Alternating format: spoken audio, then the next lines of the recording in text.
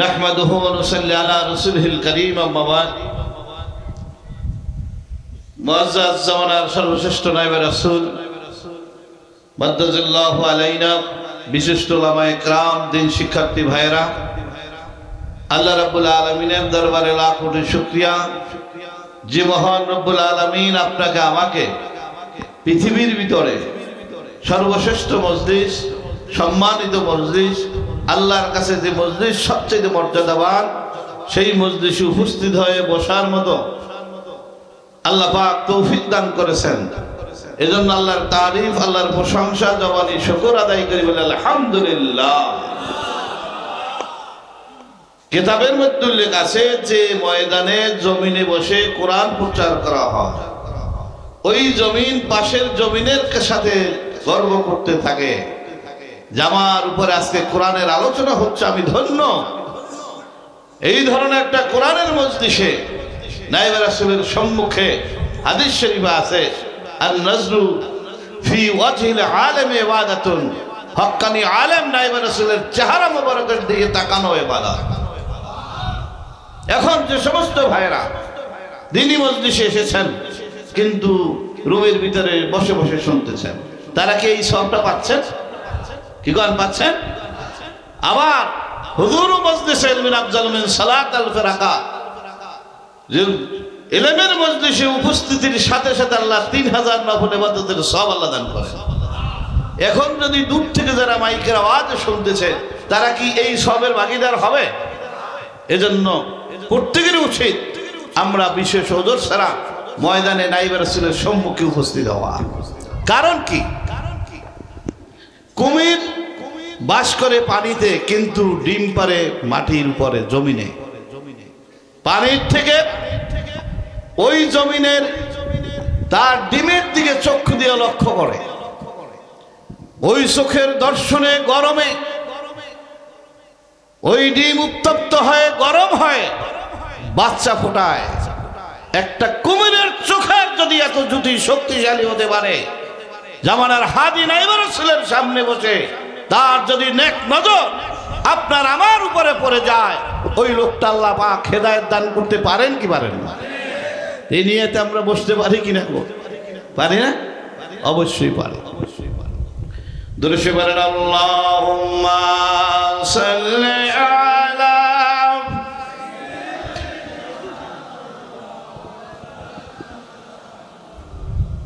ওয়ালা আলি সাইয়্যিদিনা। আল্লাহর রাসূল সাল্লাল্লাহু আলাইহি সাল্লাম বলেছেন, বনি ইসরাইলের মধ্যে যে মন্দ কাজ সংগঠিত হয়েছিল, আমার উম্মতের মধ্যে তদ্রুপ মন্দ কাজ সংগঠিত হবে। বেহাজ্জুনাল বিলনাল, যেভাবে এক পায়ের জুতা আর এক পায়ের জুতার সমান। আল্লাহর নবী বললেন, বনি ইসরাইলের ধর্ম নিয়ে 72 দলে বিভক্ত হয়েছে। অতাফতারিকু উম্মতি আলা 73 মিল্লাতান কুল্লুহুম ফিন্নার ইল্লা মিল্লাতান ওয়াহিদা।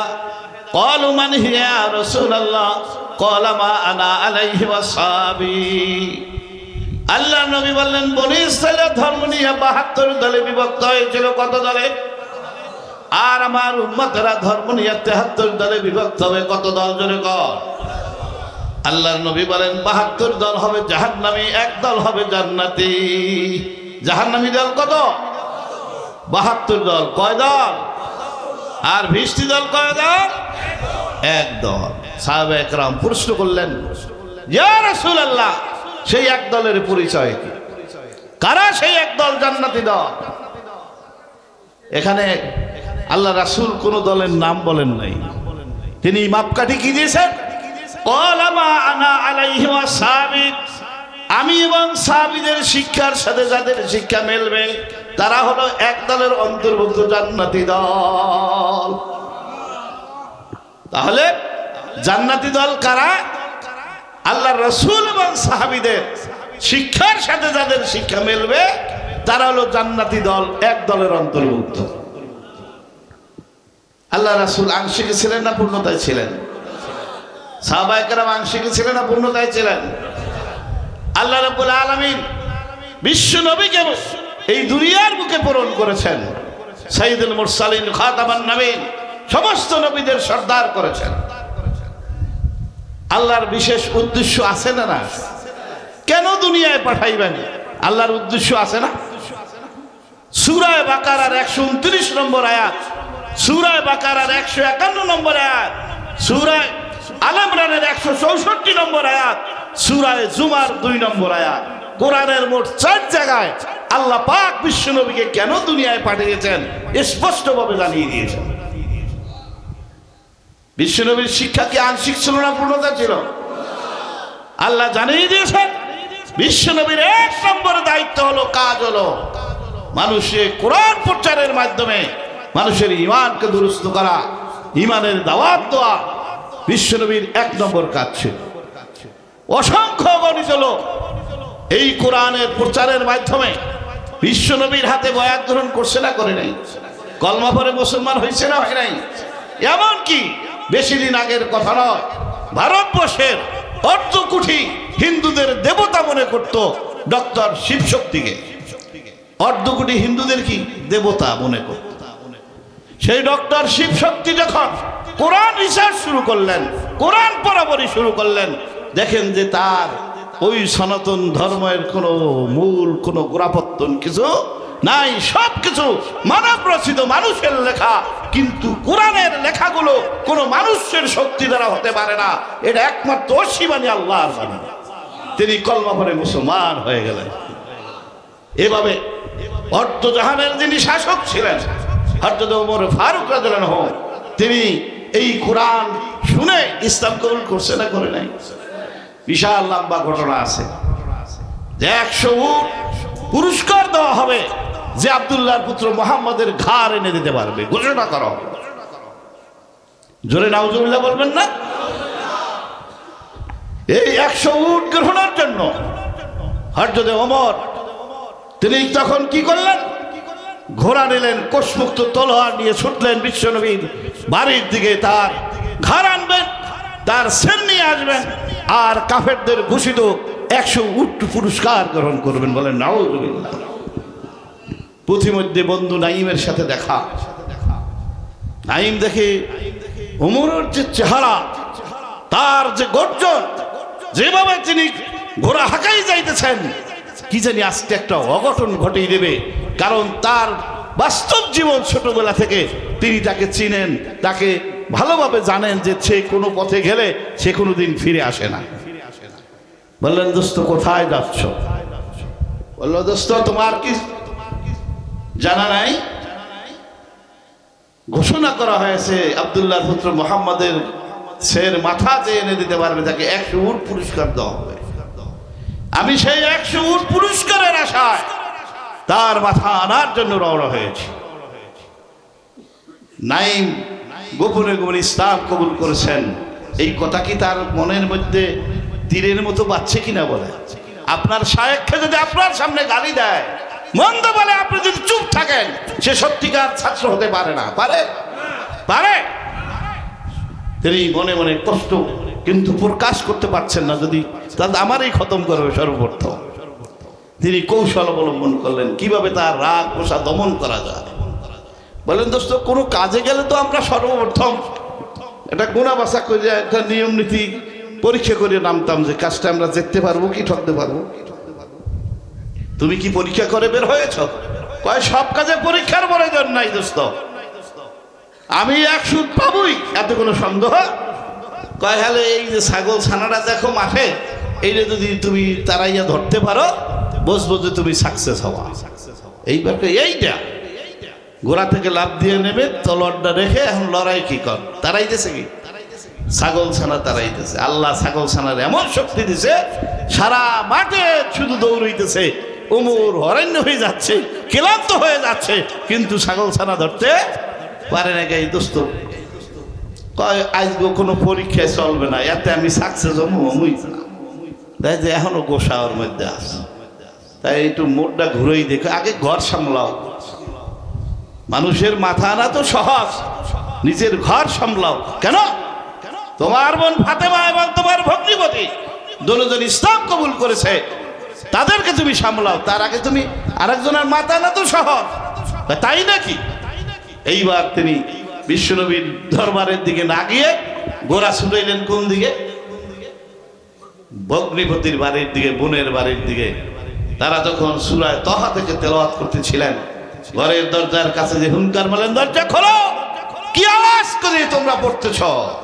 দরজা খুললেন, বোন সহজেই তখন যে অবস্থায় কোরআনের আয়াতগুলি লেখা ছিল তিনি লুকাই ফেললেন।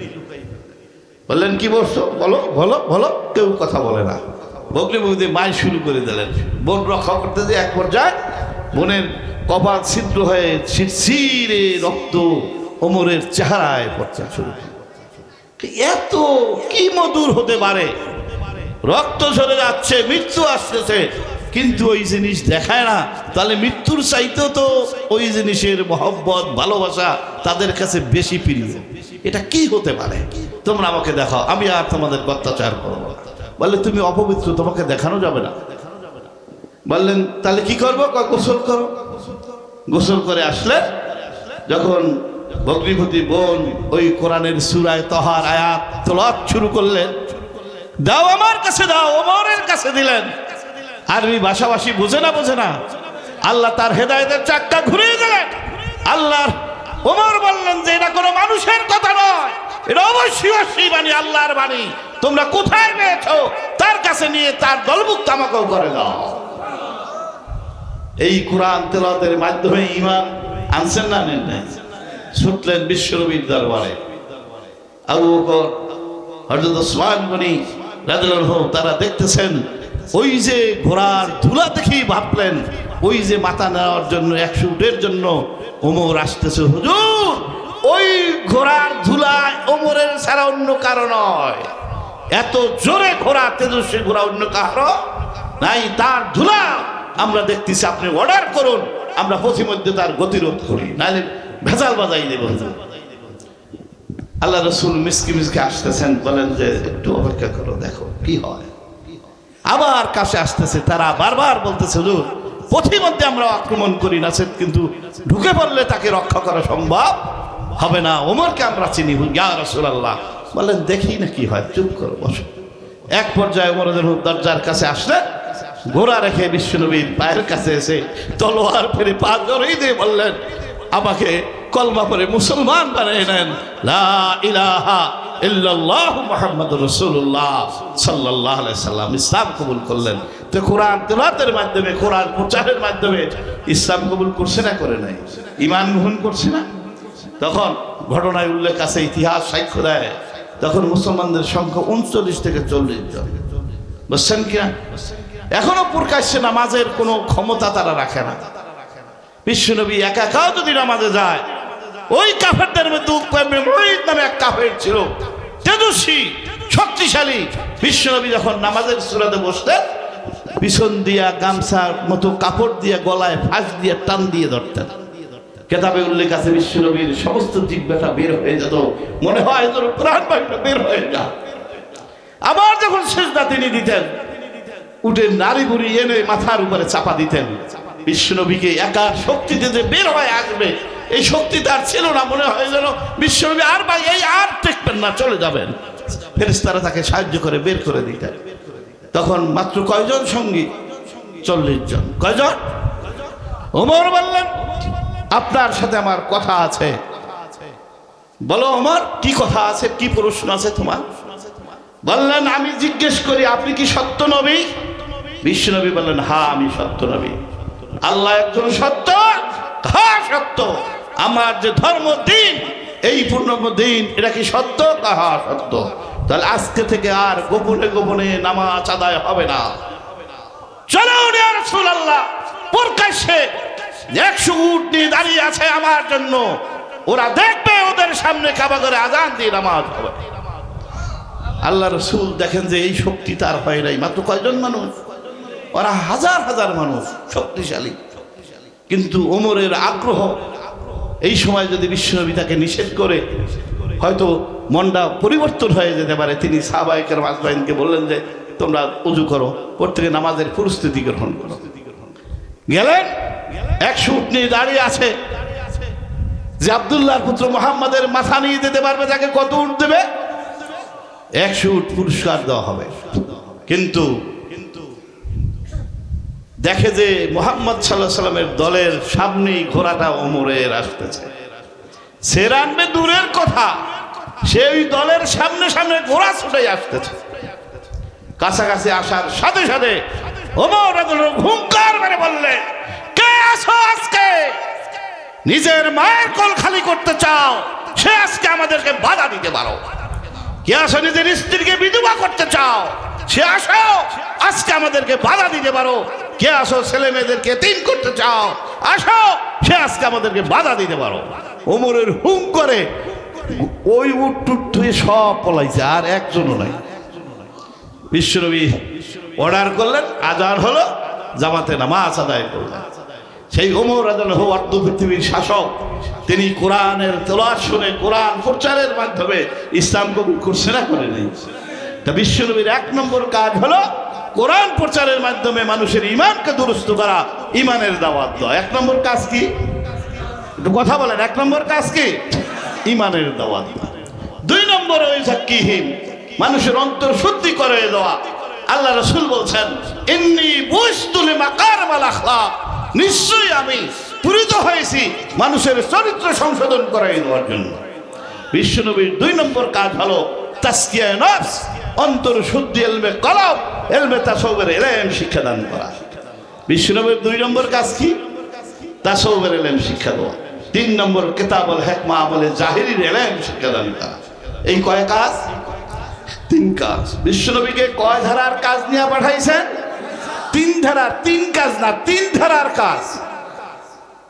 1 নম্বরে ঈমানের শিক্ষা দেওয়া, 2 নম্বরে আমলের জাহিরি ফিকার ইলম শিক্ষা দেওয়া, ইলমে কলব, ইলমে তাসাউফের ইলম শিক্ষাদান করা। এই 3 ধারার কাজ নিয়ে বিশ্বনবীকে আল্লাহ পাঠিয়েছেন। সূরা বাকারার 129 নম্বর আয়াত, সূরা বাকারার 151 নম্বর আয়াত, সূরা আল ইমরানের 164 নম্বর আয়াত, সূরা জুমার 2 নম্বর আয়াতে আল্লাহ স্পষ্টভাবে জানিয়ে দিয়েছেন কোরআন আল্লাহ নাজিল করছেন। আল্লাহ রাব্বুল আলামিন মানব জাতির হেদায়েতের জন্য 2টা ব্যবস্থা করছেন, কিতাব নাজিল করছেন, শিক্ষক পাঠিয়েছেন। কি কথা? শুধু অনেকে মনে করে তাসাউফের বই পড়ে পড়ে লোক, আমাকে আবার পীরের দ্বারে যাওয়া লাগবে, হাদিস ধরবো কোনো, নাইবে রাসূল ধরবো কোনো, বই পড়ে লইলেই তো হবে। ধারণা আছে না? না যদি হইতোই আল্লাহ রাব্বুল আলামিন কিতাব পাঠাই দিয়েই তো ক্ষান্ত করিয়ে দিতে পারত। কিতাব পাঠাইলেন 104 খানা, আর শিক্ষক পাঠাইলেন 1,24,000, মতান্তরে 2,24,000 নবী পয়গম্বর। কিতাবের শিক্ষক পাঠাইছেন কি জন্য? যাতে এই কিতাব ভুল বোঝাবুঝি না হয়। এই কিতাবগুলো যেন সমাজের মানুষ ভুল বোঝাবুঝি না হয়। কিভাবে ভুল বোঝাবুঝি হয় দেখেন।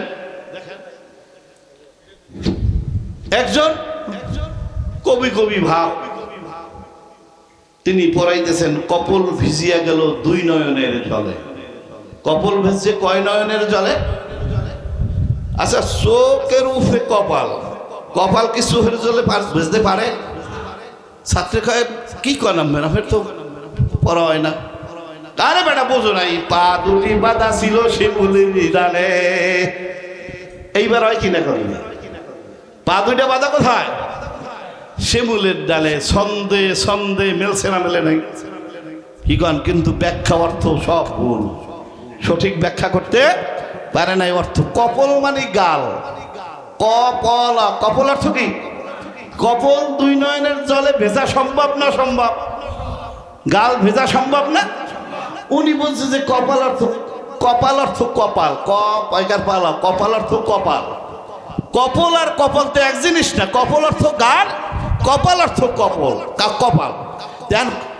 উনি বলছে যে কপাল মানে কপাল, যার জন্য ছন্দ মিলেই দিয়েছে। পা 2টি বাঁধা ছিল কোথায়? শিমুলের ডালে। এইভাবে আল্লাহ রাব্বুল আলামিন শুধু কিতাব পাঠিয়ে দিয়ে পারতেন, সমাজের মানুষ যাতে এই কিতাবের ভুল বোঝাবুঝি না হয়, এজন্য এই কিতাবের সাথে শিক্ষক পূরণ করেছেন। কিতাবের সংখ্যা 104 খানা, তার ভিতরে 4 খানা হলো সর্বশ্রেষ্ঠ, তাওরাত, জবুর, ইনজিল, কোরআন। তাওরাত নাজিল হয়েছে কার উপরে?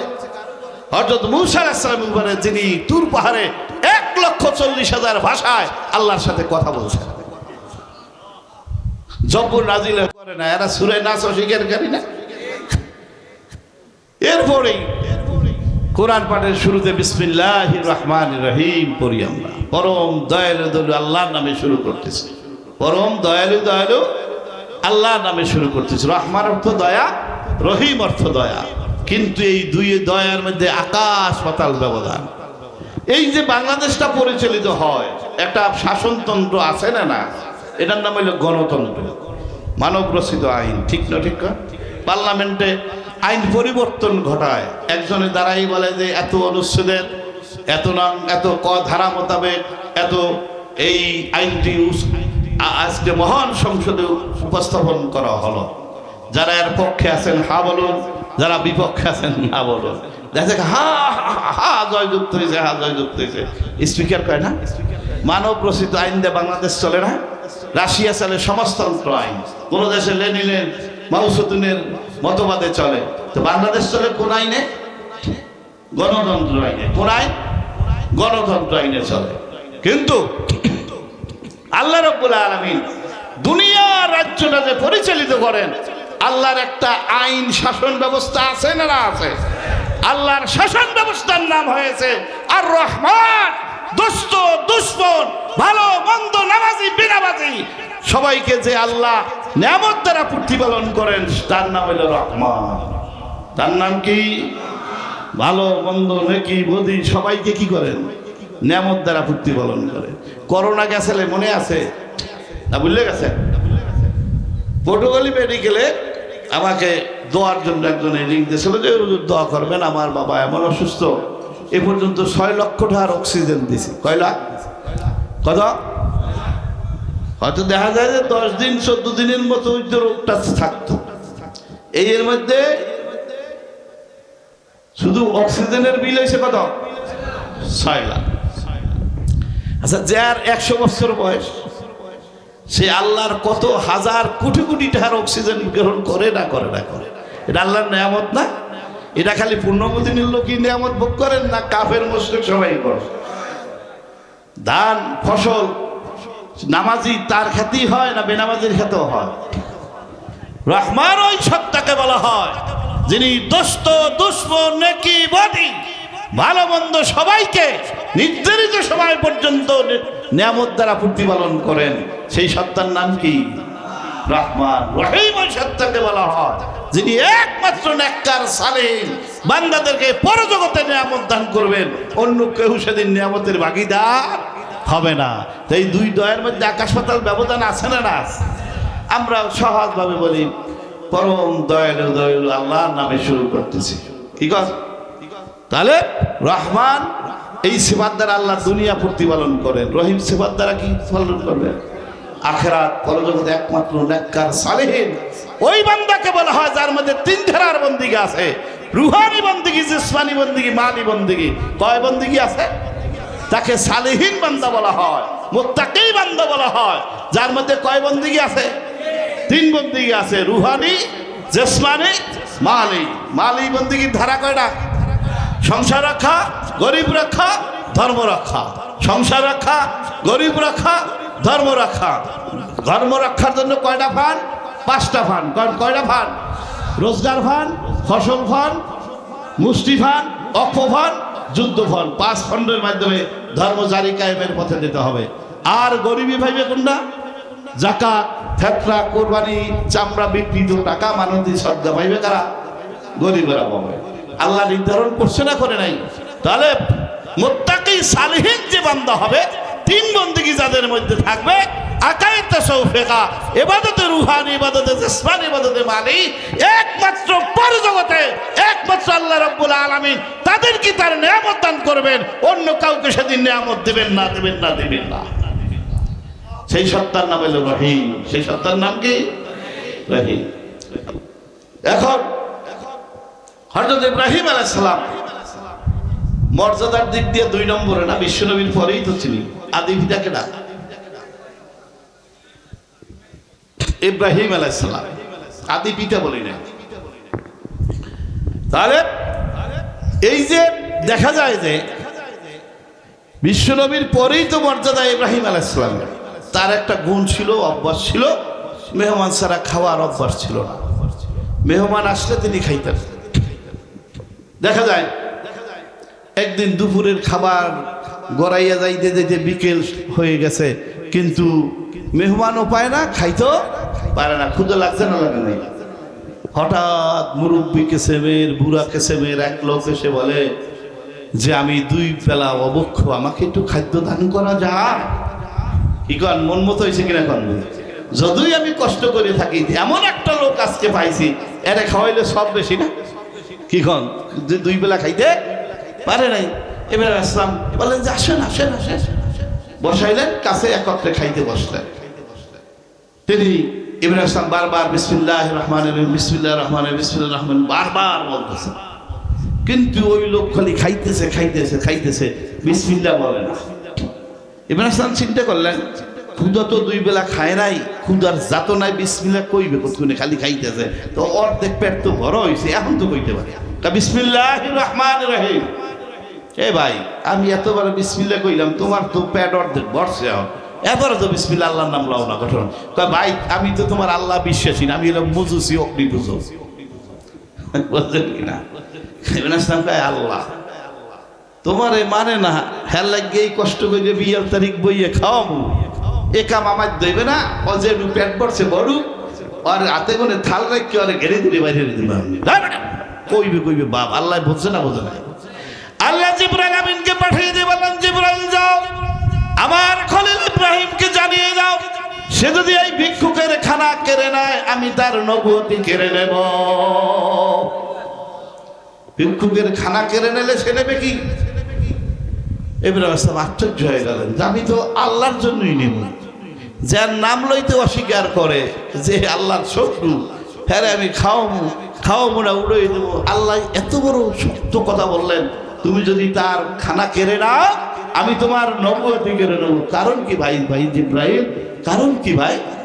জিবরাইল ইসলাম বললেন, হে ইব্রাহিম খলিল শোনেন, আপনি যদি এই ভিক্ষুকের খানা কেড়ে নেন, তাহলে আল্লাহর রহমান সিফাত থাকে না। আল্লাহ রহমান সিফাত দ্বারা দুনিয়া প্রতিপালন করেন।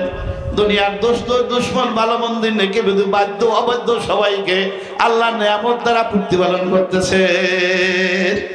তুমি যদি এই ভিক্ষুকের খানা কেড়ে নাও, তাহলে আল্লাহর এই রহমান সিফাত থাকে না, আল্লাহর রহমান সিফাত থাকে না। ইব্রাহিম আসলাম মনে মনে রাখছিলেন যে এত বড় ধমক আল্লাহ আমার দেশে, আমি এইটা পাস করাম, বুঝছেন কিনা, সুযোগ মতো। আচ্ছা, কি অদর্জন নাকি?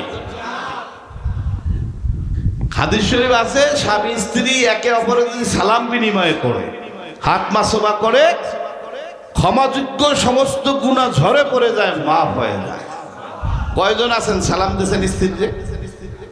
কি কন, পরীক্ষা কি পাশের সংখ্যা বেশি না ফেলের সংখ্যা বেশি? বুঝি যে ও সালাম ও সারা জীবন মরে যাবে, আমি দেবো না, কি কন? কিন্তু আল্লাহ রাসূল স্ত্রীদেরকে, বিবিদেরকে সালাম দিতেন না? দিতেন না? দিতেন না? যাই হোক, কিতাবে আছে যে স্বামী স্ত্রী যে মহব্বতের কথা বলে, ভালোবাসার কথা বলে, নজরে নজরে সব হইতে থাকে, ইবাদতের সব হইতে থাকে, বুঝছেন কিনা? যাই হোক, এখন স্ত্রী যদি স্বামীর বাধ্য হয়, স্বামী যদি স্ত্রীর ভিত্তি খুশি থাকে, এমন একটা জিনিস সে চেয়ে বসেছে যেটা দিলে অনেক কষ্ট হবে, তারপরও সে দেয় না? না দেয়? দেয় না? কারণ তার মন জোগাড় করে ফেলাইছে, যাই যাও, ও খুশি যাও, ঠিক না? ঠিক। ইব্রাহিম আসলাম চিন্তা করলেন, আল্লাহ আমার প্রতি কখন এভাবে খুশি হয়, আমি সেদিন আল্লাহর কাছে ওই মনের মধ্যে ওই কথাটা রাখছে যে আল্লাহ কাফেরের খাওন দে, তার বাড়া কাফেরের এইটা পাস করাইবে। চিন্তা করে ওই আল্লাহর মহব্বতের সময়টা গুনতে আছে, সুযোগটার জন্য তিনি অপেক্ষায় রইলেন। আচ্ছা, এর আগে একটা কেসা বলি মনে থাকার জন্য। এক বাড়িতে 2 জন পুত্রবধূ আছে, 2 ঘরে। আনার পরে বেশিরভাগ গ্রামে নাকের যে ফুলটা থাকে না, নাকের, এইটা স্বামীর চিহ্ন থাকে। বিয়ার পরে সর্বপ্রথম স্বামী মারা গেলে দেখবেন মেয়েরা এইটাই খুললে ফেলায়, রানী যারে কয় খাস বাংলায়, যে বিধবা আর প্রমাণ হইলে নাকের মধ্যে কি নাই, ফুল নাই। এটা বরিশালে আমাদের গ্রামের অবস্থা, এই দেশের যার জানা নাই। এরকম একটা অবস্থা আছে না বাংলাদেশে? তো ওই দুই বোর নাকের জিনিসের ওই 5 তারা 2 নম্বর বাজছে, বুঝছেন কিনা? কয়দিন যাওয়ার পরই ভাগিয়ে গেছে, না হয় গুনে খুললে তো দোনো বউ দীর্ঘদিন গেছে। 2 স্বামীর কোনো বউরে কেউ এই নাকের জিনিস আর কিনা দেয় না। অনেক কুটনি মহিলা থাকে সমাজে, এ ঘরের কথা ও ঘরে লাগায়, ও ঘরের কথা ওখানে লাগাইয়া ঝগড়া ফাবাদ হাউরিতে বউরে বউতে মাইয়ারে পাইয়ারে পোলারে বিরাট বিবাদ সৃষ্টি করে দেয়। সমাজে আছে না এক কুটনি আপনার মুসাফির, ও বউ রাজি হইল কবে? আচ্ছা স্বামী মরলে রাজি হয় না? স্বামী কি মরছে? ওই যে নাক ফুল নাই দেশে খোঁচা লাগাইয়াছে। আবার ওই ঘরে যাই পান টান গা, ও কি বউ রাজি হইলে একটু মেজবান তো খাওয়াইলে না।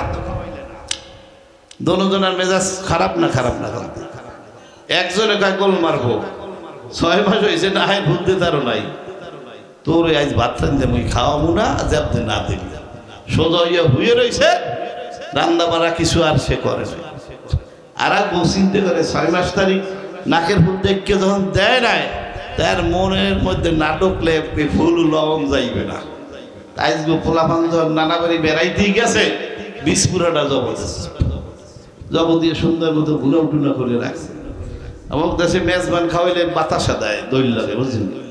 ওই বউ বাবার ওই বেটা বউ পাগল আনলে বাতাসা যা দিতে অর্ধেক আবার লইতে হাতে করে বউরে দিতে এই বাতাসা খাই। বউ বাবার বাটার মধ্যে তুইতে বউ স্বামী এবারে বাতাসা খুব পছন্দ করতে। পাশের বাড়িতে একটু দুধও আনছে, আমার ভিআইপি মেহমান আছে, একটু দুধ দিয়ে নাইস। হ্যাঁ আবার দুধ হয়েছে, একটু দুধও দাঁড়তেছে। সুন্দর ওর পাক শাক করে রাখছে। স্বামী তো চৈত্র মাসের দিনে গেছে আলসইতে, বোঝেন কিনা?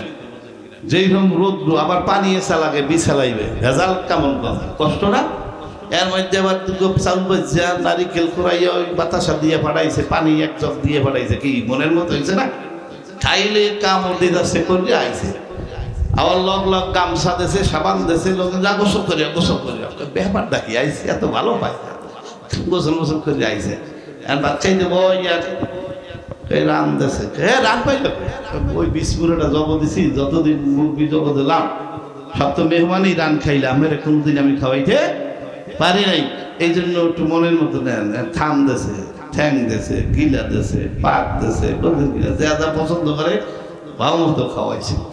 খাওয়াইটাই হইয়া রয়েছে। কি কি জানি কইতে চাও তুমি? খবর কয় একটা কথা আছে, আইস কবু না আর একদিন। আচ্ছা যে কথা বলতে চায় না, এটা শোনার জন্য বেকুল থাকে না? না রে কহ কিছু না, আর একদিন আইস, অনেক কষ্ট করছে, আরে ক কি হয়েছে? কয় দেখেন ওই বেড়ের ওই বুড়িয়াইয়া কয় তুমি রাড়ি হইয়া গেছ, আমি এমন লজ্জা পাইছি, মনে চাইছে আল্লাহ মাটিটা ভাগ করে দাও, খেল মাটির মধ্যে চলে যেতাম। তত আমার রাড়ি কই থাকতাম না, স্বামী থাকতে।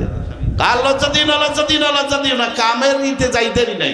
ল মাছাই ল দিই আর ঘুমো মনে পড়ে যাই। ওই যে বীজ দেন থই না বিকন, তাই দেখে যে বিসি যে মন হানে পাইছে, হয়তো বীজ টিজ ফালেন হয়ে গেছে, ও করছে 1 মন আছে, এই দামপাড়া বাজারে লই গেছে, দিয়ে বিক্রি করে একটা ডাক ফুল কিনছে সর্বভূত, একটা হা আছে কিনছে, একটা কাপড় ছায়া তো কিনছে, একটা ছায়া দেখ টাহা আছে কিনছে, শোনো একটা পাউডার, একটা দেখ টাহা আছে স্যান্ডেল একজোড়া কিনে বোর ধরে লইছে, বলছেন কিনা?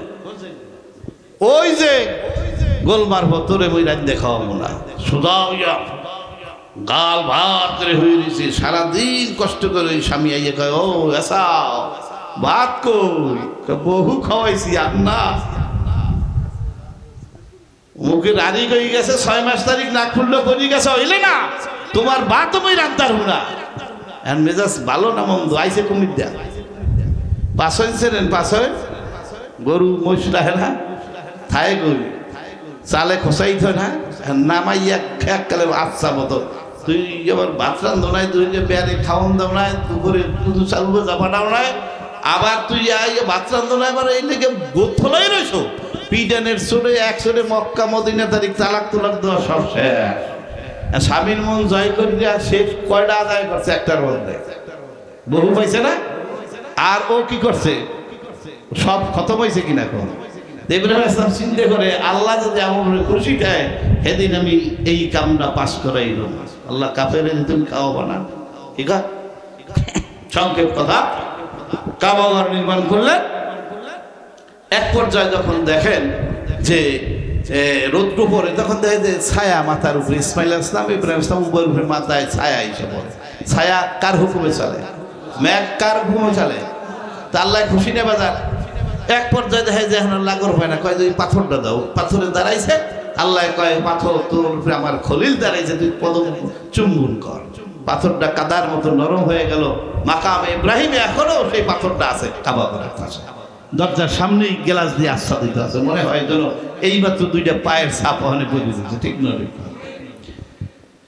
বললেন হে পাথর তোর উপরে আমার খলিল দাঁড়িয়েছে তুই লিফটের কাজ কর তার যতটুকু উপরে উঠতে হয় ততটুকু উপরে ওঠ আবার নিচে যখন মাল নেওয়ার জন্য নিচেলাম তাই নিচে নামো পাথর কার কথা হোক চলে এখন লিফটের কাজ চলে ইব্রাহিম ইসলাম বললেন বুঝলেন যে এইবার আল্লাহ আমার উপরে খুশি আছে নাইলে পাথর দিয়ে কাম করাইতে পারে না আল্লাহ খুশি না বাবা এক পর্যায়ে আল্লাহর কাছে দোয়া করলেন রব্বুল আলামিন এই কাবা ঘর তৈরি করলাম এই মরুভূমির মধ্যে যেখানে গাছ নাই পালা নাই বাড়ি নাই ঘর নাই কোনো কিছুই নাই কারা এখানে ইবাদত করবে তার মাহাজনী ভাগ আমি পাবো আল্লাহ আমি জানতে চাই আল্লাহকে ডাক দাও এবার ইসলাম ডাক দিলেন আল্লাহ ওই ডাক আলমে আরওয়ায় পৌঁছে দিলেন দুনিয়ায় পৌঁছে দিলেন মায়ের গর্ভে যে সন্তান ছিল তাদের কাছে আল্লাহ তার ডাক পৌঁছে দিলেন যে যতবার হজ করবে ততবার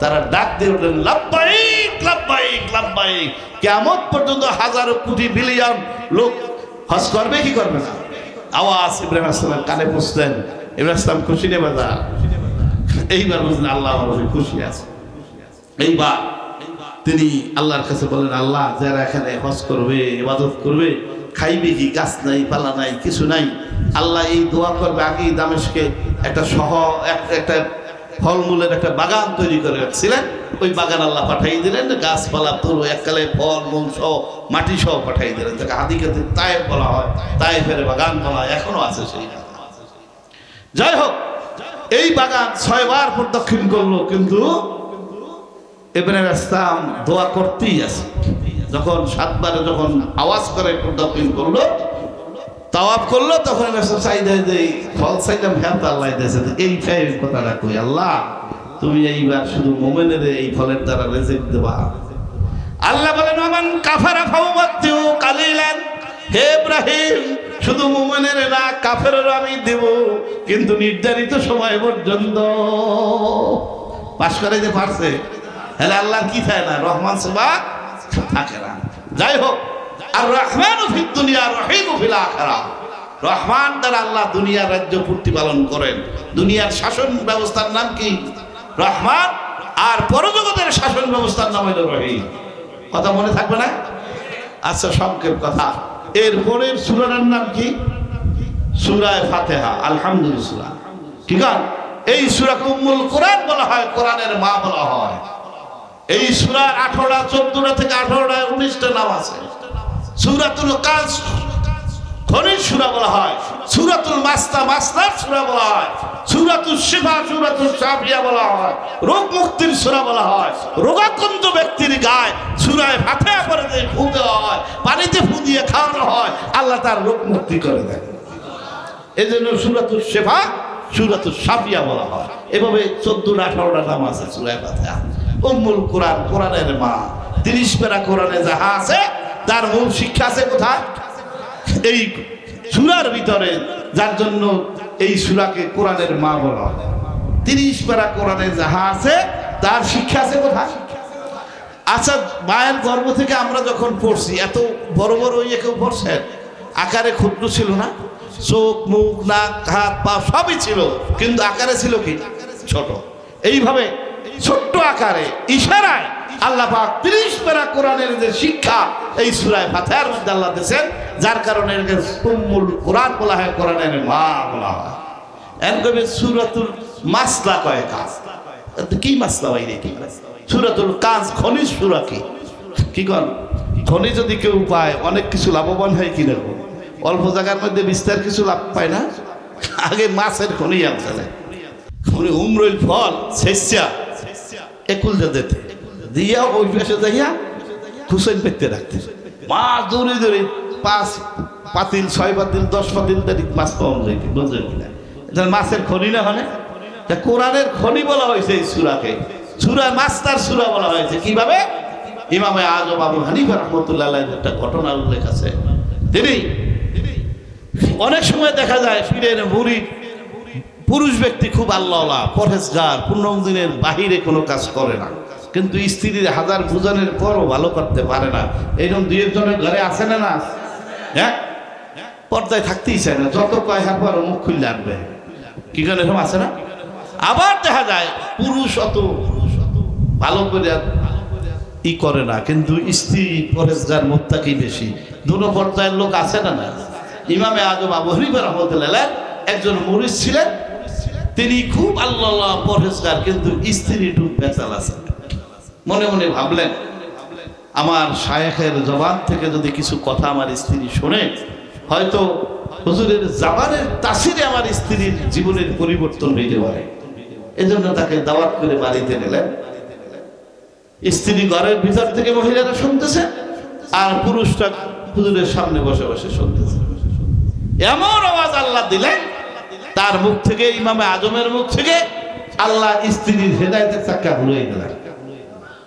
স্বামী ঘরে যাওয়ার সাথে সাথে পাও ধরে কান্দে পড়ছে যে জীবনে পাড়া দিয়ে গেল কোনদিন সুমাও দেয় না, মানে মুরব্বীর গায়ে পাও লাগলে একটা আদব আছে না, এসব কিছু বুঝতে না। পাও ধরে কয় যে আমার মাফ করে, আমি তো চির জাহান্নামী থাকতাম। আমের কারণে আজ হুজুরের কথা আমি বুঝতে পারলাম, সারা জীবনে আমার অন্যায় আপনি ক্ষমা না করলে আমি কোনোদিন জান্নাতে যেতে পারবো না। আর স্বামী খুশি হয়েছে না বাজারে হুজুরের যত টাকা দিয়েছে এখন কামে লাগছে না, যাইয়ে কে হুজুর আল্লাহ সাকসেস আমরা আনছি গিরাস্তি। এখন গিরাস্তের কয় স্ত্রী কয় দাও আমি হুজুরের বয়াত মরি, তুমি মরি দাও। মহিলা তো চালাক মহিলা, অনেক আছে বয়ানে সেটা আমল আখলাকে নাই, এরকম বহু হাজার বক্তা দুর্নয়তা আছে না। তা দেখ গেলে হুজুরের কামরা করে গে, তো আমি বয়া দেবো সকালে বিদায়ের সময় হুজুরের কাছে বাড়িতে খাওয়ার ভালো দেয় না মন্দ দেয়, কতক্ষণ রাখা ভালো, স্বাভাবিকের চাইতে ভালো দেওয়ার চেষ্টা করে না, ভালো ভালো খাবার দিছে। এইভাবে আজমের একখানা হাদিস মনে পড়ছে যে হালাল রুজি ভক্ষণ করলে আল্লাহ রাব্বুল আলামিন তার অন্তরে ইলমের নূর ঢালে দেয়। আমার এই মুরিদের কামাই হলে 100তে 100 হালাল, তিনি স্বাভাবিকের চাইতে বেশি খাইলেন, 4টে সব খাইয়ালেন। স্ত্রী তো ফাইদা দেয় যে আল্লাহর ওলি মানুষ খাইবে কম, হুজুরে খাইতে খাইতে মোর বাড়িও সাড়ে আর খায়, বাজ্যে মনের মধ্যে শয়তানে খোঁজে না। ইমামে আজম আবু হানিফা রাহমাতুল্লাহ তিনি শুয়ে বললেন, একটা চাদর ঢাকা তিনি শুয়ে বললেন, আজানের সাথে সাথে নামাজ নিজে ইমামতি শুরু করলেন। স্ত্রী পিছ দিয়ে দৌড়তেছে, যাই দেয় যে কেতলির উজুর পানি কেতলি যেরকম তাইরকম পানি কমে নাই, লেট্রিনে যাইবে বদনায় পানি দিয়েছে, হে বদনার পানি বদনা রয়েছে, ঢিলা খুলুপ যে কয়টা গুন্ডে গুন্ডে তো সেই কয়টা হ্যাঁ নেই আছে। হুজুরে বিনা উজুতে নামাজ পড়াইলে আল্লাহর ওলি মানুষ খাইলে বেশি খাইবে কম, খাইছে কি মনের খটকা বাজে। যাওয়ার সময় কয় তুমি বয়া যাবা না, কয় না যা বলছিলাম হ্যাঁ না, এখন যা বুঝাইলে যত কষ্ট করলে সব গেছে না। মরি দিলে সোজা পথে রাইলেছে কান্দন, হুজুর আমেরে আনলাম গিরাস্তেরে আগুইতে পাউছইলাম বেশি, এমন কান্দন শুরু করে। গা বাবা কি হয়েছে, দেখি কি হয়েছে, কি কথা তোমার স্ত্রী আছে বলো, আমি জবাব না দিতে পারি তাহলে সেটা তুমি কি করবা, জিজ্ঞেস করো কি কি প্রশ্ন আজকে। তার 2টা প্রশ্ন, আল্লাহর ওলিরা খায় কম, খাইছে বেশি, আর বিনা উজুতে কি করছেন, নামাজ পড়ছেন। ইমামে আজম আবু হানিফা রাহমাতুল্লাহ বললেন, হে মুরিদ শোনো, তোমার খাবার যখন আমার সামনে এসেছে তখন আল্লাহর নবীর একখানা হাদিস আমার মনে পড়ে গেছে।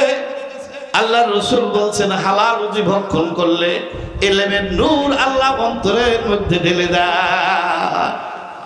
তোমার খাবার হালাল, এই হালাল রুজি বেশি ভক্ষণ করার কারণে আল্লাহ রাব্বুল আলামিন আমার অন্তরের মধ্যে ইলম এমন ভাবে ইলমের নূর ঢেলে দিয়েছে, আজান যদি একটু দেরি হইতো আরো বেশি মাছ আমি বের করতাম। আজান পর্যন্ত সূরা ফাতিহা নিয়ে আমি ঘুমাই নাই সারা রাত। এই সূরা ফাতিহার গবেষণায় ছিলাম। একমাত্র এই গবেষণা করার কারণে সূরা ফাতিহা থেকে আমি 10,000 মাসলা বের করেছি। কয় হাজার? আমি ঘুমাই নাই, আমি উজু করবো কেন? আমার তো উজু যায় নাই। আর বেশি খেয়েছি কেন? তোমার খাবারটা কি ছিল? হালাল রুজিতে আমাকে আল্লাহ অন্তরে এলেমের নূর এমন ভাবে পয়দা করে দিয়েছে। সূরা ফাতিহায় এক রাত্রের গবেষণায় মসলা বাইর করছি কত? এন ভুল বাজছে না? কয় তাড়াতাড়ি বয়াতেছে। যাই হোক, তাহলে এটা মাস্টার সূরা কিনা কর, কি কর খনির সূরা কিনা কর। ইমামে আজম বলছে যদি আজানটা একটু দেরি হইতো আরো আমি হাজার হাজার মাসলা বের করতে পারতাম। বুঝছেন কিনা? শুধু এতটুকু সময়ের মধ্যে আমি 10,000 মাসলা বের করছি। এই জন্য এই সূরার অনেক নাম আছে। এই সূরার উপর তুমি আলহামদুলিল্লাহি রাব্বিল আলামিন, সমস্ত প্রশংসা ওই আল্লাহর জন্য যিনি সমস্ত জাহানের প্রতিপালক। কি কর? এই সমস্ত প্রশংসা আল্লাহ ছাড়া কেউ পাওয়ার ক্ষমতা রাখে না। বাদশাহ সুলাইমান আলাইহিস সালাম পাওয়ার জন্য, একটু প্রশংসার জন্য আল্লাহর কাছে বলছেন, আল্লাহ সারা মাখলুকাত তো সারা জীবন তুমি খাওয়াও, আমি 1 বছর খাওয়াবো। আমি তো সবাইরই বাদশাহ, বাঘের কথা বুঝি, সাপের কথা বুঝি, পিঁপড়ের কথা বুঝি, বাতাসের কথা বুঝি, তুমি সে শক্তি আমারে দিছো। আল্লাহ কয় সম্ভব না। 6 মাস সম্ভব না, 1 মাস কেন না, 1 সপ্তাহ না, 1 দিন কেন না, 1 বেলা। আল্লাহকে চেষ্টা করতে হবে। কি করতে হবে? সংক্ষেপ কথা, 6 মাস ব্যাপী সুলাইমান পয়গম্বর আল্লাহকে বললেন যে আল্লাহ আজকে থেকে 6 মাস পরে এই মেজবানের ই হবে, তোমার মাখলুকাতের তুমি দাওয়াত দিয়ে দিও। দাওয়াত দেবে কেনা? আর এক বেলার খাবার আমি তৈরি করতেছি। 6 মাস পর্যন্ত সমুদ্র সৈকতে পাশে পাশে মানুষের খাবার, হাতির খাবার, শাকসবজির খাবার, যে প্রাণী যা খায় এই শুধু তৈরি মানে জোগাড় করতে করতে কয় মাস ব্যাপী জোগাড় করলে 9 মাস স্তূপ দিতে লাগছে। ওই দাওয়াতের দিন আল্লাহ সর্বোত্তম একটা মাছ পড়াই দিলেন। সমুদ্রের গুণে কেনা আছে দাওয়াত খাইবে, মনে করেন 1টার সময় শুরু হইবে, 1টার কালিয়াই আছে। কয় ভাই তুমি দাওয়াত দিছো, আমি তো আইছি, আমার এই সমুদ্রের মধ্যে বহু কাজে আমি নিয়ে যেতে, আল্লাহর বহু কাজ আমি করি, আমার খাবারটা তুমি দিয়ে দাও। সরাসরি করে তোমার যেখানটা পছন্দ হেনতে তুমি খাইয়ে দাও। 1 গ্রাসে 6 মাস পর্যন্ত সমস্ত মাখলুকাতের যত খাবার তৈরি করছে সব 1 গ্রাসে খাই হয়ে যায়। দ্বিতীয় গ্রাস দিয়ে বললেন পয়গম্বর বাকি খাবার কোথায়? প্রতি বেলায় আল্লাহ রাব্বুল আলামিন আমাকে এইভাবে 3 গ্রাস করে খাওয়ায়। আজকে দাওয়াত করে আসছো, আমি তো হাফ পেটি খাইতেই নেই, বিয়ের বাড়ি হাফ পেটি খাইতে গেছে। ঠিক আছে, আমি তো ভরপুর খাবো, আমার বাকি অন্তত দৈনিক আল্লাহ যা খাওয়ায় হেয়ে খাওয়া। এইবার বুঝতে সরাসরি বোঝা নাই যে সমস্ত প্রশংসার মালিক কে? এরা সেই প্রশংসা আল্লাহ ছাড়া কেউ নেওয়ার ক্ষমতা, তিনি সিজদায় পড়ে গেছেন আল্লাহর কাছে। আল্লাহ একমাত্র প্রশংসার মালিক কে? আলহামদুলিল্লাহি রাব্বিল আলামিন। সমস্ত প্রশংসা আল্লাহর জন্য, যিনি সমস্ত জাহানের প্রতিপালক, রহমানুর রহিম, যিনি হযরতে নেককার বদকার উভয়কে নিয়ামত দ্বারা প্রতিপালন করেন। আর পরজগতে একমাত্র নেককার সালেহীন, যাদের মধ্যে কয় বন্দেগী থাকবে ধরে ইবাদতে রুহানি জিসমানি, এই 3 ধারার বন্দেগী যাদের থাকবে তাদেরকে মুত্তাকি বলা হয়, সালেহীন বান্দা বলা হয়। একমাত্র পরজগতে যিনি তাদেরকে নিয়ামত দ্বারা প্রতিপালন করবেন। মুসা আলাইহিস সালামের শুআয়ব আলাইহিস সালামের মেয়ে বিবাহ করছিলেন। নিয়ম ছিল যে শ্বশুর বাড়িতে বাচ্চা টাচ্চা হইলে একটা ছোট মনে করতো এই এলাকার। শুআয়ব আলাইহিস সালাম বলেন যে মুসা, অন্তত মেয়েটার বাচ্চা হবে, অন্তত বাচ্চাটা তোমার বাড়িতে হওয়ার পরে আবার আসো, মানুষ যাতে হাসতে না পারে। তিনি স্ত্রী নিয়ে রওনা করলেন। যাইতে যাইতে যাইতে সন্ধ্যা হইল, অন্ধকার রাত্র, স্ত্রীর প্রস্রাব বেদনা শুরু হয়ে গেল। তাহলে প্রস্রাব বেদনা শুরু হয়েছে, রাত্র হয়ে গেছে, দায়ের প্রয়োজন না? অন্ধকারের মধ্যে কি প্রয়োজন আছে? আলোর প্রয়োজন আছে। তিনি দেখেন যে পাহাড়ের চূড়া একটু আলো জ্বলতেছে। তিনি স্ত্রীকে বসাইলেন, তুমি এখানে বসো, ওখানে মনে হয় আলো যখন দেখা যায় মানুষ আছে, আমি দাই নিয়ে আসি, আলো নিয়ে আসি। যখন পাহাড়ে উঠলেন আল্লাহ ডাক দিলেন, হে মুসা, এ আলো দুনিয়ার কোনো আগুন না, আমি তোমাকে নবুয়তি দান করলাম, এই মুহূর্তে ফেরাউনের বাড়িতে যাই আমার ইসলামের দাওয়াত করবে। ঠিক আছে, কি আনতে? আগুন আনতে আর দাই আনতে। স্ত্রী প্রস্তাব বন্ধ শুরু হয়ে গেছে, আর আল্লাহকে তোরে নবুয়তি দিছি, তুই যাবি কেন দাঁড়ে? ফেরাউনের বাড়ি যাও, ইসলামের দাওয়াত দাও। এক পর্যায়ে আল্লাহ বুঝলেন যে মুসার মনের মধ্যে তো খটকায়, স্ত্রীর এই অবস্থায়, বেদনা অবস্থায় ফালাইয়া কেমনে যাইবে, মনের মধ্যে খটখট করে না? তোমার হাতে কি কয় লাড়ি, সামনে কি কয় পাথর, মার বাড়ি দেশে একবারে। তো ওই পাথরের একটা পল্লা খুলে গেল, আবার দাও, এইভাবে 6 পল্লা খুলে গেল, আবার বাড়ি দাও। এই 7 বার বাড়ির পরে 7টা পল্লা ভাঙিয়া দেখে যে পাথরের ভিতরে একটা পোকা সবুজ তরুতাজা একটা ঘাস খাইতেছে। মুসা আলাইহিস সালাম বুঝলেন 7 পাল্লা পাথরের ভিতরে এই পোকাকে যে আল্লাহ সবুজ তরুতাজা ঘাসের মাধ্যমে রিজিক দান করতে পারে, ওই আল্লাহ আমার স্ত্রীর দায়িত্ব নিতে পারে না? পারে না, পারে না? সমস্ত জাহানের মালিক কে? মালিক ইয়াউমিদ্দিন, কিয়ামতের দিবসের একমাত্র অধিপতি কে হবেন? জোরে কর আলহামদু থেকে মালিক ইয়াউমিদ্দিন পর্যন্ত যত কথা বললাম আল্লাহ সম্পর্কে বলছি কিনা কর? এরা ইমানের বস্তা, আকায়েদের বস্তা। আল্লাহ কয়জন? আসমান জমিনের মালিক কে? ধনী গরিব করার মালিক কে? সম্মান ইজ্জত দেওয়ার মালিক কে? আল্লাহ। আলহামদু থেকে মালিক ইয়াউমিদ্দিন পর্যন্ত আল্লাহর সম্পর্কে আলোচনা করলাম, এটা ইমানের মাসলা। ইশারা করছেন কোন দিকে? আকায়েদ বা ইমানের দিকে। কিসের দিকে? ইয়াকা না'বুদু ওয়া ইয়াকা নাস্তাঈন। হে আল্লাহ, একমাত্র তোমার ইবাদত করি, একমাত্র তোমার কাছে সাহায্য চাই। একমাত্র আল্লাহর ইবাদত করার নাম হলো ইখলাস। সমাজের সুনামের আশায়, দুর্নামের ভয়, স্বার্থ হাসিলের জন্য যে ইবাদত করা হয়, এটার নাম কি? রিয়া। আল্লাহ, আমার মধ্যে রিয়া নাই, আমি ইখলাসের সাথে তোমার ইবাদত করি। এটা কোন দিকে ইশারা করছে? তাসাউফের দিকে। কোন দিকে? তাসাউফের দিকে। ইখলাস হলো মুনজিয়াতের মাসলা, রিয়া হলো মুহলিকাতের মাসলা, তাসাউফের মাসলা। কি কর? ইয়াকা না'বুদু ওয়া ইয়াকা নাস্তাঈন, এখানে আল্লাহ রাব্বুল আলামিন ইলমে কলাম, ইলমে তাসাউফের দিকে ইশারা করছেন, না করেন না? লম্বা হাদিস, সংক্ষেপে আমি কথাটা বলি। হযরত আবু হুরায়রা রাদিয়াল্লাহু আনহু, যিনি সবচেয়ে বেশি হাদিস বর্ণনা করেছেন, বুঝছেন, তাকে এক ব্যক্তি এসে প্রশ্ন করলেন, হে আবু হুরায়রা, তুমি আমাকে এমন একটা হাদিস শোনাও যে হাদিসটা আল্লাহর নবীর জবান থেকে বলেছেন, তুমি শুনেছো।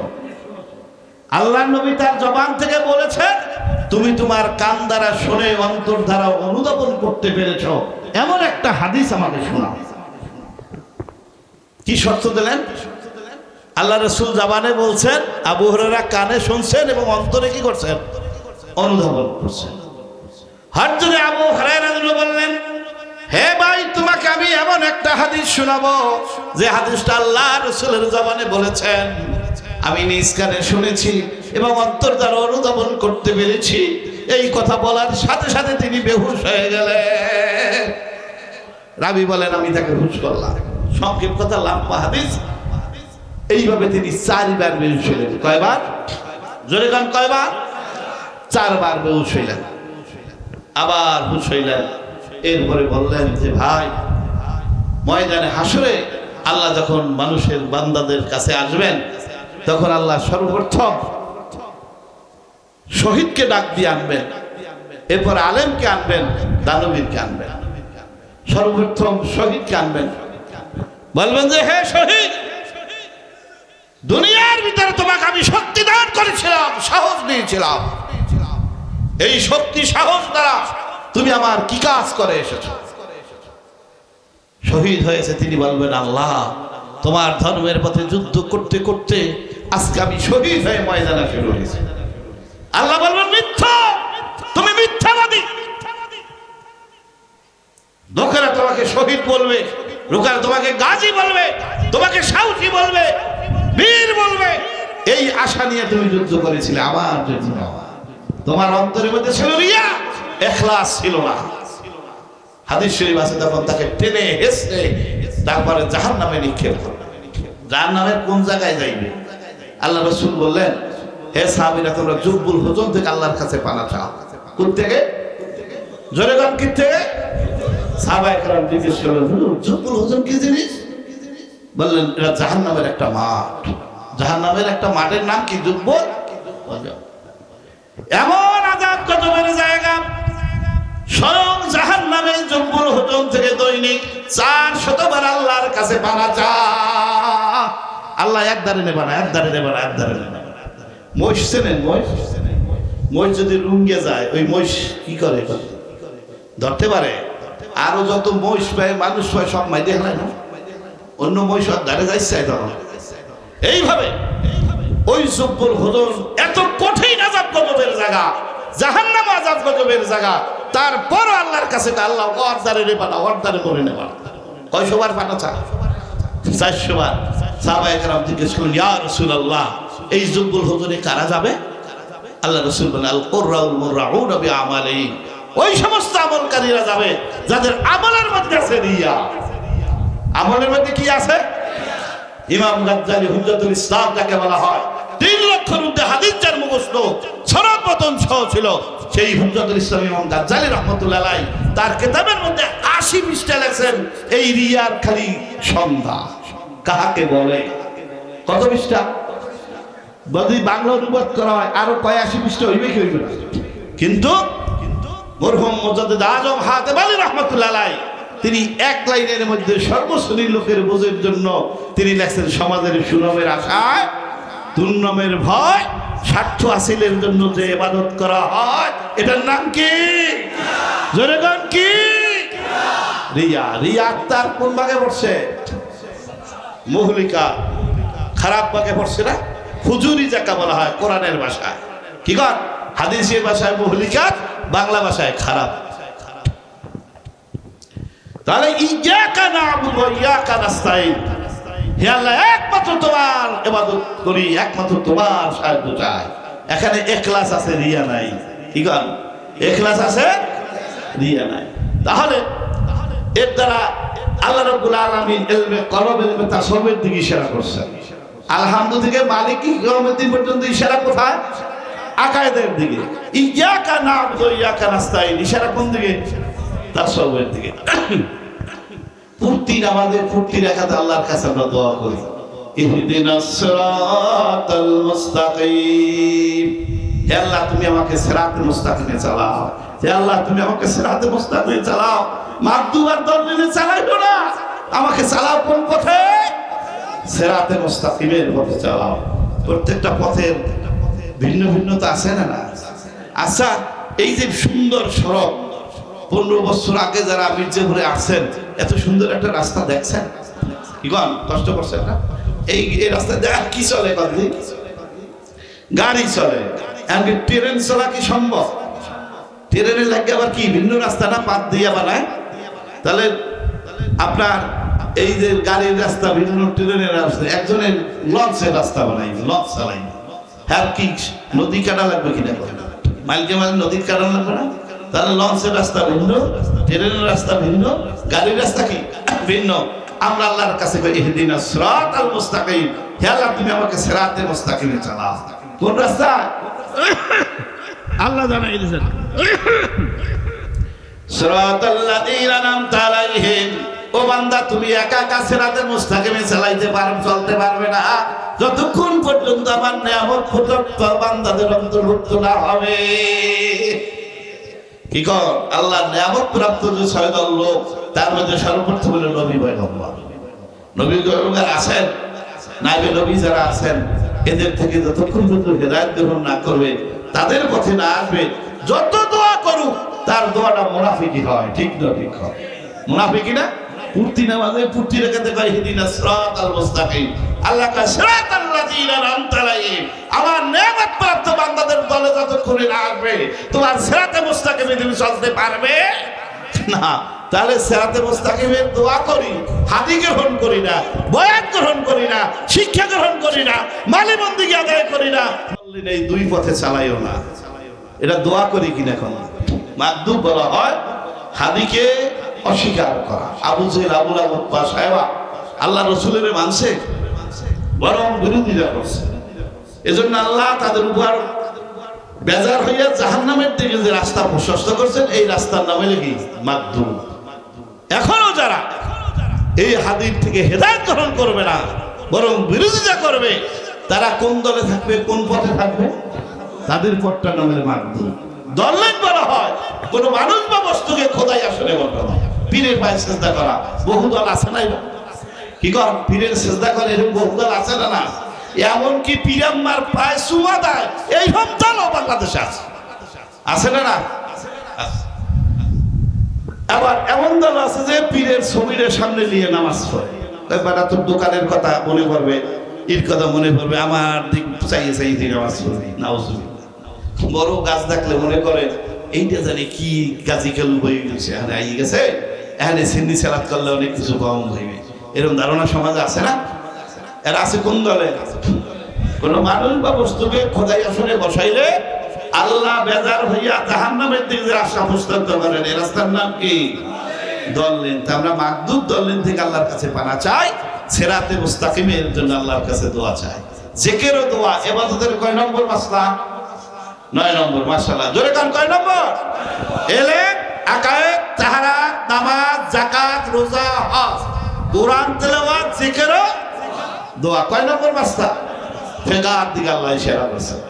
কি গো, এই শেষের দিকে কোন দিকে ইশারা করছেন? ফিকার দিকে ইশারা করছেন। তা সূরা ফাতিহার মধ্যে কয় ধারার মাসলা আছে? আকাইদ, তাসাউফ, ফিকার। আল্লাহ যে কোরআন নাজিল করলেন, আল্লাহর উদ্দেশ্য আছে না? তাফসিরে কাবির। তাফসিরের নাম কি? জোরে কান।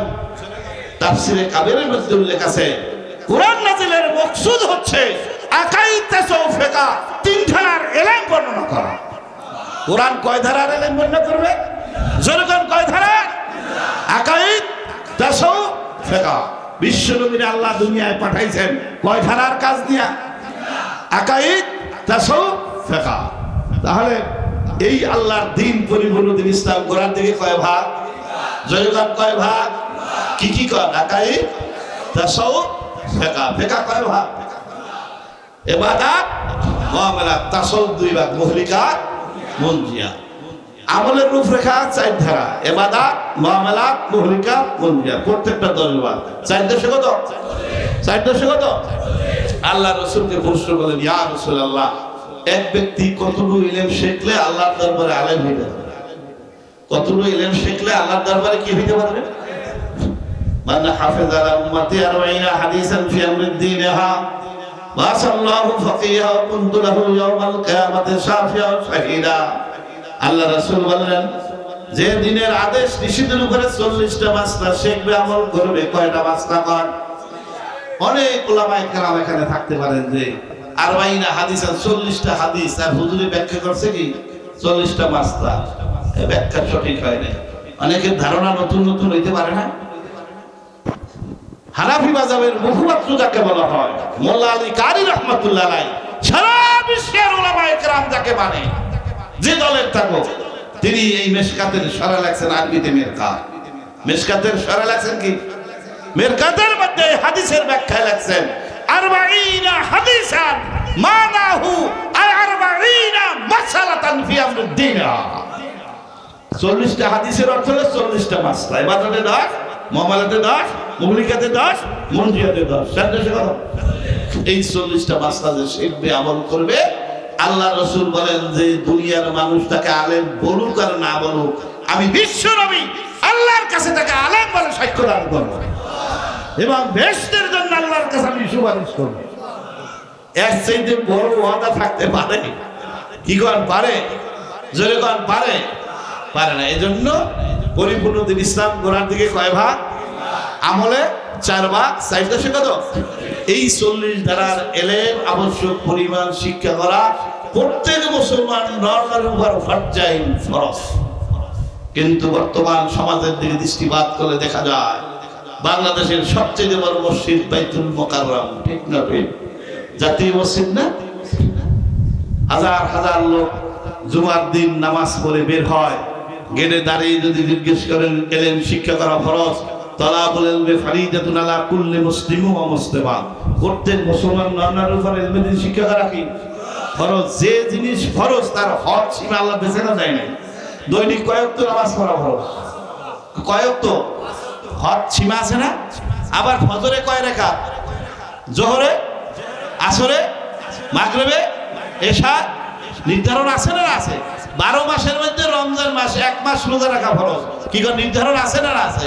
এলেম শিক্ষা করা ফরজ, সেই এলেম কতটুকু ফরজ বলেন ভাই? আচ্ছা, কয়টা লোক জবাব দিয়ে দিয়ে যাইবে এখন?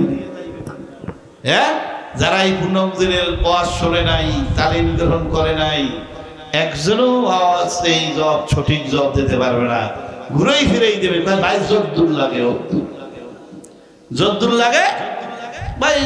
জন্ম থেকে মৃত্যু পর্যন্ত আল্লাহ রাসূল শিখতে পেয়েছে, শেখার শেষ আছে?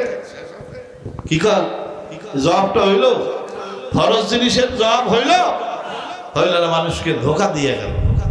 কিন্তু লাখ লাখ শুকরিয়া আল্লাহর দরবারে যে সঠিক হাদি, সঠিক শিক্ষক পাওয়া, সঠিক দিন পাওয়া, এর চাইতে বড় সৌভাগ্যের কিছু নাই। আব্বার কাছে মৃত্যুর আগে সৌদি আরবের একটা ঘটনা শুনছিলাম, বলবো? এই হুজুর দোয়া করবে, শেষ করে দেয়। কি কোন বলবো? আব্বার এই মৃত্যুর হয়তো 2-4 দিন আগে এই ঘটনা আব্বা বলছে যে আমরা যে হজ করি, মুআল্লিম করি না, আসলে এই বাংলাদেশি একজনও এরা মুআল্লিম না, কিন্তু বুঝছেন কিনা? মূল মুআল্লিম বলে সৌদিয়ান, বুঝছেন কিনা? তো সৌদিয়ান এক মুআল্লিম বাংলাদেশের বাগে পড়ছে। উনি এই খেদমত করতে আছে, হাজির খেদমত করতে আছে। বাঙালি এক হাজি, হে সবসময় একটা বালিশ খেতে লই আনে। আর মুআল্লিমের কয় যে আমার টাকা পয়সা সব হারাই গেছে, আমার ব্যবস্থা। হে আবার সব হাজি গুদ্দগুনে 2টা-5টা আদায় করে ওনারা আবার কার্যক্রম চালায়। যখন আরাফাত থেকে মুজদালিফায় গেছে, রাত্রে ঘুমানোর পরে সকালে আসছে, ওই বালিশ ওখানে হালাই দিয়েছে। এখন আজি সাহেবের এমন কান্না, মুআল্লিম কইতেছে আমারে 5টা বালিশ কিনে তুমি, কই না ওইটাই আমার লাগবে। সৌদি আরব কিন্তু চুরি হয় না, চোরে নেই না। লোক পাঠাইলে যাই দেখে যখন বালিশটা পরে রয়েছে, আনছে। মুআল্লিম কইছে বালিশটা আগে আমার দেবে, এবার ঘুরিয়ে দেবে। ঘটনাটা আইনে খুললে দেখে বালিশটায় তুলা বোঝাই, এখানে সব টাকায় বোঝায়। যে লোক টাকা ছাকা সত্ত্বেও সে খয়রাত করে হজ করে, এর হজ আল্লাহ কবুল করবে? বাটপার না? আর এই খেদমতগিরি আমি করি, আমি কদ্দুর পাবো? যা, এই মুআল্লিমগিরি আইছে দেবা যাইয়া ওই দেখবেন কাবা ঘরে, মদিনার মসজিদে অনেক মাদ্রাসা আছে, বুঝলেন কিনা? ভর্তি হইলেন, পড়া শুরু করলেন। এক সময় হাদিসের দর্শের মধ্যে বললেন, আল্লাহ যার কল্যাণ কামনা করেন, আল্লাহ তাকে জান্নাত দিতে চান, আল্লাহ তাকে দ্বীনি ইলম আল্লাহ তাকে দান করেন। মুসলিম শরীফ আছে, ইন্নাদ দীনা মুরাক্কাবুন মিন সালাসাতি আজজাইন, দ্বীন তিনের দ্বারা সংগঠিত। ইন্নাল ঈমান ওয়াল ইসলাম ওয়াল ইহসান তুসাম্মা কুল্লুহা দীনান, আকায়েদ তাসাউফ, এই তিনের সমষ্টি হলো দ্বীন। তুমি আল্লাহর কাছে দোয়া করতে লাগবে, আল্লাহ এই ইলমের তুমি আমাকে দান করো, তুমি মহব্বত করলে, ভালোবাসলে, জান্নাত দিলে যে ইলম তুমি দান করো, এই ইলমের সন্ধান তুমি আমাকে দাও। কাঁদতেছে কাঁদতেছে, আল্লাহ রসুলের রওজায় পরে পরে কাঁদতেছে। এক পর্যায়ে রাত্রে সে স্বপ্নে দেখে যে আল্লাহ রসুলের রওজা থেকে 2টা পাখি, একটা সবুজ একটা সাদা, 2টা পাখি উড়াল দেওয়া শুরু করে বিভিন্ন রাষ্ট্রে পড়তেছে, উঠতেছে, পড়তেছে, উঠতেছে, উঠতে বাংলাদেশে এই পড়ছে। পড়ার পরে 2টা পাখি একত্র হইয়া একটা মানুষের আকৃতি হয়ে গেছে। বিশ্বনবী বলে যে, ওনার নাম ধরে যে, শোনো, তুমি যে এলেম তালাশ করো, ইমানের পরে এলেমের 2 ভাগ, ফিকহ এবং তাসাউফ, এই লোকটার মধ্যে আছে। কার মধ্যে আছে? উনি স্বপ্নের মধ্যে প্রশ্ন করলেন, ইয়া রাসূলুল্লাহ, আমি তো সৌদিয়ান, মদিনায় থাকি, এই লোকটার বাড়ি বাংলাদেশ, আমি কিভাবে তাকে পাবো? বললেন, যিনি এই লোক আমার রওজা জিয়ারত না করে পারবে না, অবশ্যই আমার এখানে তিনি আসবেন, রওজা জিয়ারতে আসবেন, এখানেই তুমি পাবা। ওই লোক 10 বছর অপেক্ষা করলেন, আর সবসময়